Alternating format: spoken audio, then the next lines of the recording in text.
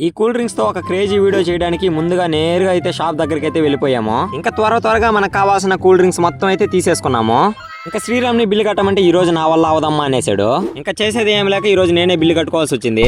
ఇంకా cool drinks తీసుకొని ఇంటికి అయితే వచ్చేసాము. ఆ బాటిల్ లో ఉన్న డ్రింక్ నా డబ్బాయిలో పోయారంటే ఒక నోట్లో అయితే పోసుకుంటున్నాడు.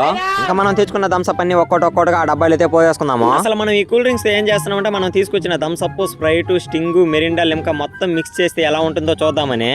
ఇంకా ఫైనల్ గా మనం తీసుకొచ్చిన కూల్ డ్రింక్స్ అన్ని ఒక్కొక్కటిగా పోసేసిన తర్వాత ఎలా వచ్చిందో చూసేద్దామా. మనం తీసుకొచ్చిన 5 కూల్ డ్రింక్స్ ని ఇందులో పోస్తే ఈ విధంగా అయితే వచ్చింది. ఆ కూల్ డ్రింక్ ఏ కలర్ లో ఉందో కామెంట్ చేసింది. ఇంకా ఆ కూల్ డ్రింక్ ని శ్రీరామ్ తాగమంటే వాసన చూసి ఇదేదో తేడా కొట్టేటట్టు ఉన్నదన్నాడు.